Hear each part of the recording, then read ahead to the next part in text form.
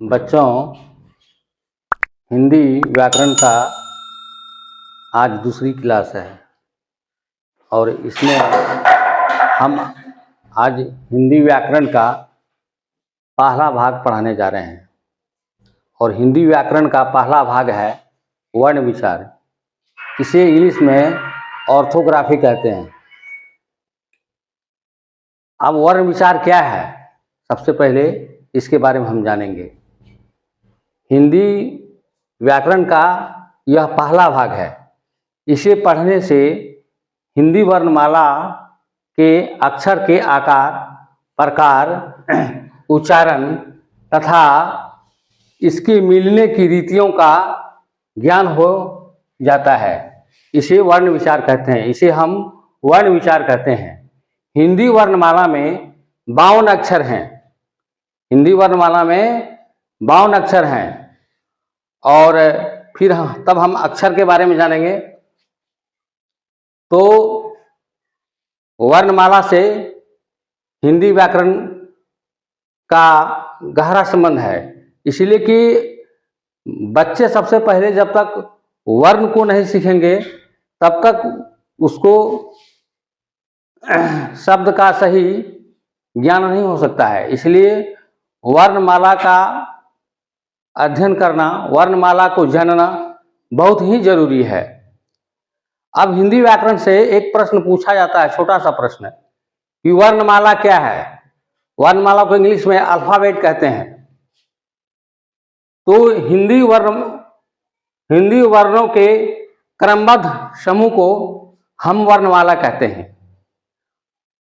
हिंदी वर्णों के क्रमबद्ध समूह को हम वर्णमाला कहते हैं। जैसे क वर्ग क ख ग घ ङ, च वर्ग च छ ज झ ञ। इसी तरह से अ आ हर्षेई दीर्घेई हर्षेउ दीर्घेउ इत्यादि हम पढ़ते हैं।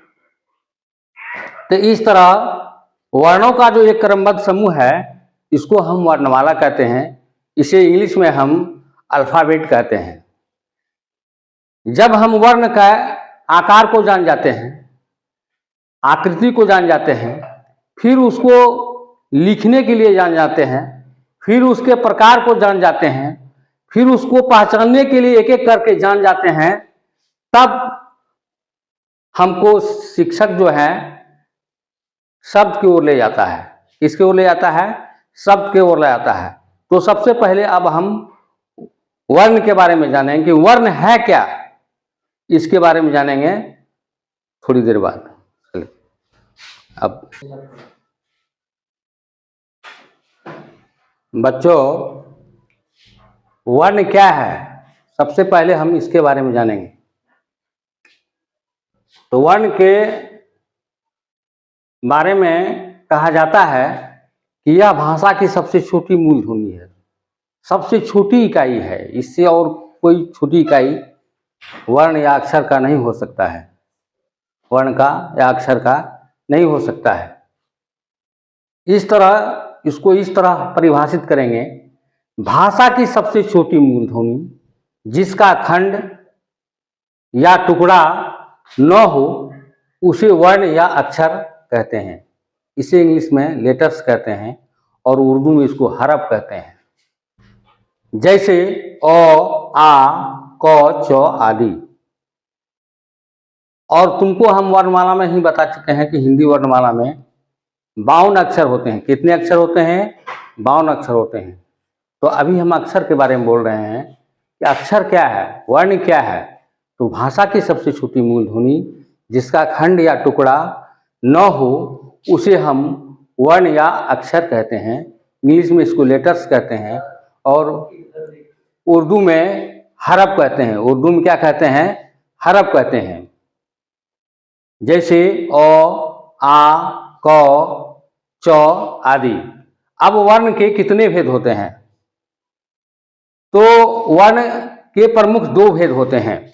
एक को स्वर वर्ण कहते हैं, दूसरा को व्यंजन वर्ण कहते हैं। स्वर वर्ण को इंग्लिश में वॉवेल लेटर्स कहते हैं और व्यंजन वर्ण को इंग्लिश में कॉन्सोनेंट लेटर्स कहते हैं। अब हम जानेंगे स्वर वर्ण किसे कहते हैं। इससे क्वेश्चन पूछा जाता है स्वर वर्ण किसे कहते हैं? जिस वर्ण का उच्चारण बिना किसी दूसरे वर्ण की मदद से ठीक ठीक हो उसे स्वर वर्ण कहते हैं। जैसे अ, आ, हर्षेई, दीर्घेई, हर्षेउ, दीर्घेउ, री, ए, ऐ, ओ, औ। ये 11 हैं। इसकी संख्या कितनी है? 11 है। तो इस तरह स्वर वर्ण वह वर्ण है जिसका उच्चारण किसी दूसरे वर्ण के मदद के बिना ठीक ठीक होता है, इसे हम स्वर वर्ण कहते हैं। और इसकी संख्या कितना है? 11 है।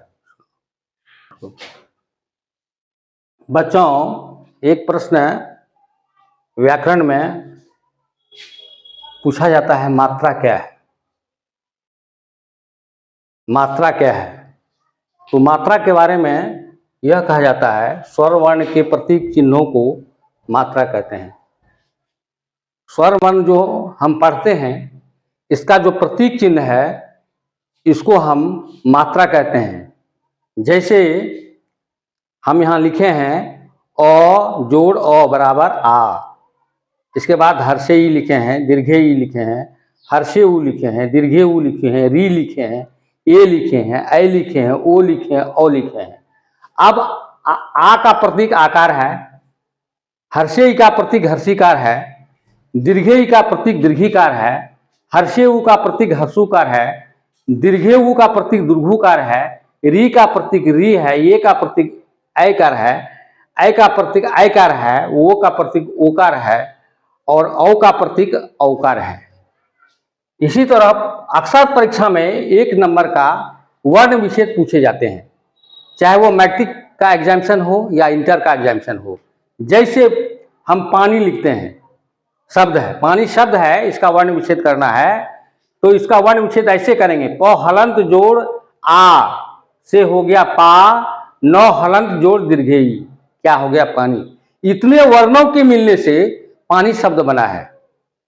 इसी तरह जैसे धरती का वर्ण विच्छेद हमको करने देगा, तो पहले लिखेंगे ध हलंत जोड़ अ से ध हुआ, इसीलिए कि जितने भी व्यंजन वर्ण है सब में अ छिपा होता है। व्यंजन वर्ण नहीं, यह जो सृष्टि है इसका जो मूल ध्वनि है वो है य, अ। उसको इंग्लिश में हम ये से संबोधित करते हैं और उर्दू में हम अलिफ से संबोधित करते हैं। जैसे धरती है, ध हलंत जोड़ अ से ध हुआ, र हलंत जोड़ अ से र हुआ, त हलंत जोड़ दीर्घी से ई हुआ, धरती हुआ। तो इतने धरती जो शब्द बना है, तो इतना वर्णों के मिलने से धरती शब्द बना है। उसी तरह से परीक्षा शब्द है, तो प हलंत जोड़ अ से हुआ प, र हलंत जोड़ दीर्घी से हुआ री, क हलंत जोड़ मूर्धन से हुआ अक्ष और आ से आकार हुआ। इस तरह से परीक्षा का वर्ण विच्छेद हुआ, प हलंत जोड़ अ जोड़ र हलंत जोड़ दीर्घे ई, क हलंत जोड़ मूर्धन स जोड़ आ, परीक्षा। तो इस तरह का वर्ण विच्छेद जो है 1 नंबर का मैट्रिकुलेशन में हो या इंटर के एग्जामिनेशन में फर्स्ट डे में पूछा जाता है। आपको शब्द दे देगा, वर्ण विच्छेद करके दे देगा, 4 ठो उसमें ऑप्शन दे देगा और उसमें जो सही ऑप्शन है वो आपको चुनना है और उसको घेरना है। तो इस तरह से मात्रा के बारे में आपको जानकारी दिए। अब हम आपको बताएंगे स्वर वर्ण के कितने भेद हैं।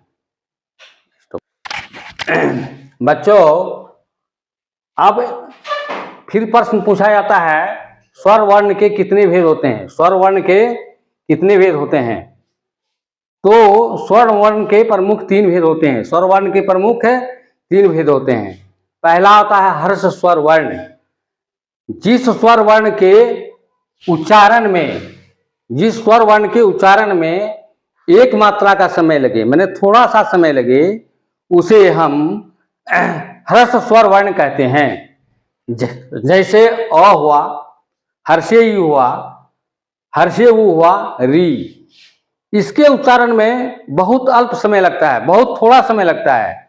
ऐसे वर्ण को, ऐसे स्वर वर्ण को हम हर्ष स्वर वर्ण कहते हैं। हर्ष का हिज्जे होता है हर संयुक्त, दंत सौ संयुग हर्ष, व वर्ण का हिज्य होगा व मूर्धन न पर रेफ वर्ण। अब इसका जो दूसरा भेद है वह है दीर्घ स्वर वर्ण। दीर्घ शब्द का अर्थ होता है बड़ा, अर्थात जिस स्वर वर्ण के उच्चारण में दो मात्रा का समय या दूना समय लगे उसको हम दीर्घ स्वर वर्ण कहते हैं। जैसे आ हुआ, और जब बोलते हैं तो हमको थोड़ा समय लगता है। जब हम बोलते हैं आ तो इससे दूना समय लगता है। जब हम हर्षे ही बोलते हैं तो थोड़ा समय लगता है। जब हम दीर्घे ही बोलते हैं तो उससे दूना समय लगता है। जब हम हर्षे ही बोलते हैं तो हमको बहुत कम समय लगता है। जब उसी को हम बोलते हैं दीर्घे ही तो दूना समय लगता है। तो इस तरह जिस स्वर वर्ण के उच्चारण में दो मात्रा का समय लगे उसे हम दीर्घ स्वर वर्ण कहते हैं। और दीर्घ स्वर वर्ण यह आ है, दीर्घे ई है, दीर्घ है ऊ, ए, ऐ आदि है। अब एक जो स्वर वर्ण का भेद है वह है प्लुत स्वर वर्ण। इसके बारे में कहा जाता है जिस स्वर वर्ण के उच्चारण में तीन मात्रा का समय लगे अर्थात तिगुना समय लगे उसको हम प्लुत स्वर वर्ण कहते हैं। जैसे हे राम, ओम, ऐसा जो हम बोलते हैं तो इसमें तिगुना समय लगता है। इसको हम प्लुत स्वर वर्ण कहते हैं। इस तरह से स्वर वर्ण के कितने भेद हैं इसके बारे में हम पढ़ें और इसके प्रतीक के बारे में पढ़ें और उच्चारण को संकेतिक करने के लिए, संबोधन करने के लिए मात्रा का प्रयोग होता है। एक मात्रा, दुई मात्रा, तीन मात्रा। जब हम काव्य शास्त्र को पढ़ेंगे तो उसमें जो वर्ण और शब्द के उच्चारण में जो लगता है समय उसको इंडिकेट करते हैं, मात्रा से इंडिकेट करते हैं। इस चीज को हम आगे पढ़ेंगे, जब छंद पढ़ेंगे तब इस चीज की हमको जानकारी जो होगी। और शॉर्ट रूप में अभी इसको जानने के लिए हम मात्रा पढ़े हैं कि मात्रा जो है स्वर वर्ण का प्रतीक है। जिसको हम आकार, हर्षिकार, दीर्घिकार, हर्षुकार, दीर्घोकार, रीकार, एकार, ऐकार, ओकार, औकार के रूप में जानते हैं। इस तरह बच्चों आज का क्लास हुआ स्वर वर्ण के कितने भेद हैं और स्वर वर्ण के प्रमुख तीन भेद हुए, हर्ष स्वर वर्ण, दीर्घ स्वर वर्ण और प्लुत स्वर वर्ण। और अगला जो नेक्स्ट क्लास होगा स्वर वर्ण के बाद व्यंजन वर्ण आता है। व्यंजन वर्ण किसे कहते हैं और इसकी कितने वर्गों में बांटा गया है और इसके बारे में डिटेल से जो है जानकारी दी जाएगी।